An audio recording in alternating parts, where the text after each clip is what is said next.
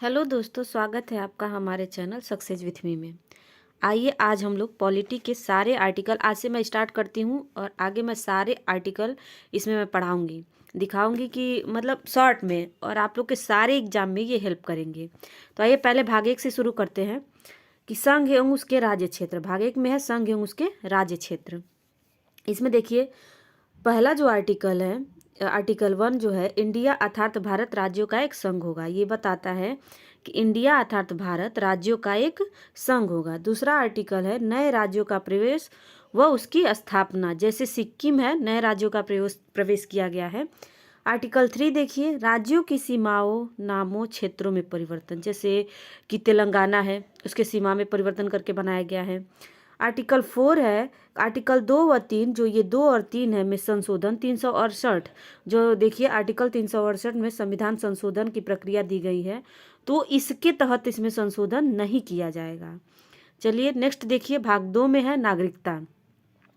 नागरिकता जो है, देखिए इसमें कुछ इंपॉर्टेंट पहले नोट्स देख लीजिए। संविधान में नागरिकता की परिभाषा नहीं है।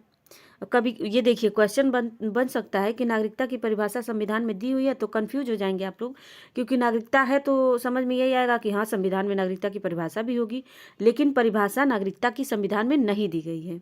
ब्रिटेन के समान एकल नागरिकता का प्रावधान है, ये भी पूछा जाता है नागरिकता का प्रावधान कहाँ से लिया गया है, तो है ब्रिटेन। इसको ध्यान रखिएगा।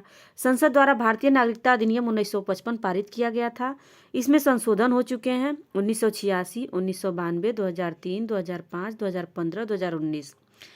ठीक है, तो ये 2019 वाला तो बहुत चर्चे में था, तो ये आप लोग याद रखिएगा। नेक्स्ट अब इसका आर्टिकल देखते हैं। आर्टिकल 5 में क्या है कि संविधान के आरंभ होने पर ऐसा प्रत्येक व्यक्ति भारत का नागरिक होगा जिसका भारत में अधिवास है, मतलब भारत में निवास करता है, और उसके माता पिता में से कोई एक भारत में जन्मा हो अथवा कम से कम 5 वर्ष भारत में निवास किया हो। तो ये जो है आर्टिकल 5 में ये प्रावधान है। नेक्स्ट देखिए आर्टिकल 6। आर्टिकल 6 में पाकिस्तान से भारत आने वाले व्यक्तियों की नागरिकता के अधिकार के बारे में है।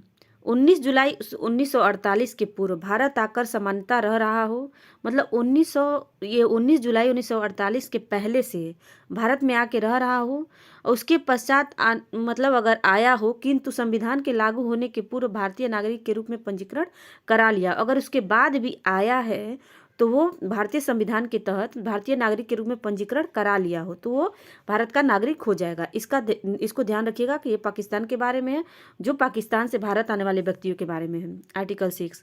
नेक्स्ट देखिए 7, पाकिस्तान को प्रव्रजन करने वाले व्यक्तियों की नागरिकता के अधिकार के, जो पाकिस्तान मतलब भारत से पाकिस्तान गए हैं उनके बारे में इसके ये आर्टिकल 7 है। तो देखिए इसको ध्यान रखिएगा। इसमें यह है कि 1 मार्च 1947, इसमें देखिए इसमें 19 जुलाई 1948 है, इसमें 1947, 1 मार्च 1947 के पश्चात ऐसे भारतीय राज्य क्षेत्र में जो इस समय पाकिस्तान के अंतर्गत हैं, मतलब जो भारतीय राज्य जो बंटवारा हुआ तो पाकिस्तान के अंतर्गत चले गए, तो जो इस समय पाकिस्तान के चला गया उसकी भारतीय नागरिकता समाप्त हो जाएगी। मतलब जो क्षेत्र जो भारत में थे अगर वो पाकिस्तान की तरफ चला गया तो उसकी भारतीय नागरिकता समाप्त हो जाएगी। यदि वह किसी ऐसी अनुज्ञा के द्वारा पुनः भारत लौट आया हो जो उसे पुनर्वास या अस्थायी रूप से लौटने के लिए किसी विधि के अधीन दी गई हो, तो उसके संबंध में यह माना जाएगा कि उसने 19 जुलाई 1948 के पश्चात भारत में प्रव्रजन किया है और वह आर्टिकल 6 के अनुसार भारतीय नागरिकता प्राप्त कर सकता है। जो इसमें दिया है कि वह भारतीय नागरिक के रूप में पंजीकरण अगर करा लिया हो तो 6 के तहत उसको भी नागरिकता दे दी जाएगी अगर आ गया है तो। नेक्स्ट देखिए कि भारत के बाहर रहने वाले, आर्टिकल 8 के बारे में देखिए। भारत के बाहर रहने वाले भारतीय उद्भव के कुछ व्यक्तियों के नागरिकता के अधिकार हैं। जो भारत के बाहर रहते हैं उनके विषय में नागरिकता जो है आर्टिकल 8 में दिया गया है। क्वेश्चन पूछ सकता है कि भारत के बाहर रहने वाले भारतीयों के बारे में कौन सा आर्टिकल अधिकार देता है नागरिकता के बारे में, तो होगा आर्टिकल 8। 9 देखिए, विदेशी राज्य की नागरिकता स्वेच्छा से अर्जित वाले व्यक्तियों का नागरिक न होना। अगर देखिए विदेशी राज्य की नागरिकता अगर आप ले लेते हैं तो आपकी भारत की नागरिकता स्वतः ही समाप्त हो जाएगी। आर्टिकल 9 में यही कहा गया है और ये पूछा भी गया है क्वेश्चन कि किस आर्टिकल के तहत अगर विदेशी राज्य की आप नागरिकता ले लेते हैं तो आपकी नागरिकता समाप्त हो जाएगी भारत की, तो वो है आर्टिकल 9।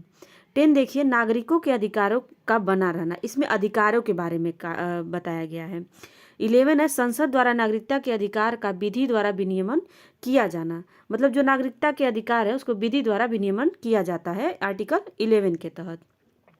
इसे नोट में देख लीजिए, नागरिकता अर्जन 5 तरीके से पूछा जाता है कि नागरिकता प्राप्ति हम कितने प्रकार से कर सकते हैं। वन लाइनर एग्जाम में कई बार ये पूछा जा चुका है कि नागरिकता की प्राप्ति हम कितने प्रकार से कर सकते हैं, तो वह 5 प्रकार। देखिए, जन्म के द्वारा, अगर जन्म भारत में हुआ है तो वंशानुक्रम, माँ बाप भारत के रहने वाले, पंजीकरण के द्वारा भी हो सकता है, देशीयकरण के द्वारा, और भूमि अर्जन के द्वारा भी हो सकता है। क्या अगर आप भूमि भारत में भूमि अर्जन मतलब भूमि खरीदते हैं तो उसके द्वारा भी आपका, जैसे क्षेत्र में भारतीय क्षेत्र में सम्मिलित करने पर, मानिए जैसे कि सिक्किम है, अगर उसको भारतीय क्षेत्र में शामिल किया गया है तो वो जो है भारत, उसके जितने भी नागरिक हैं वो भारत के नागरिक अपने आप बन जाएंगे। तो भूमि अर्जन के द्वारा ये भी है, और देशीयकरण के द्वारा है। देशीयकरण में देख लीजिए, कोई भी व्यक्ति केंद्र सरकार से आवेदन करके नागरिकता ले सकता है। देशीयकरण के द्वारा ये है। शर्त यह है कि वह किसी देश का नागरिक न हो। जैसे देखिए, जैसे बांग्लादेश, पाकिस्तान, इन सब देश के अगर वो नागरिक नहीं है तो वो देशीयकरण के द्वारा भारत में नागरिकता प्राप्त कर सकता है। नागरिकता समाप्ति 3 प्रकार से की जाती है।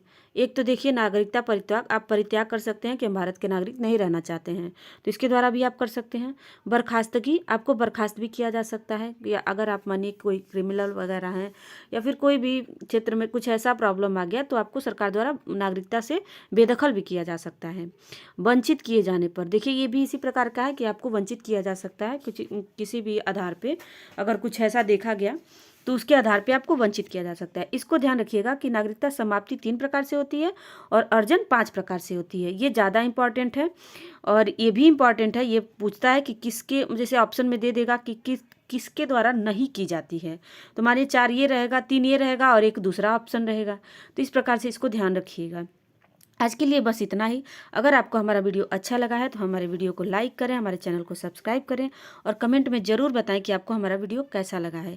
इसके आगे भी मैं मौलिक अधिकार, मौलिक कर्तव्य, नीति निर्देशक तत्व, तो मतलब पूरे आर्टिकल मैं कराऊंगी, तो इसको मेरे चैनल को फॉलो करिए, मैं आर्टिकल को कंप्लीट कराऊंगी। Thank you so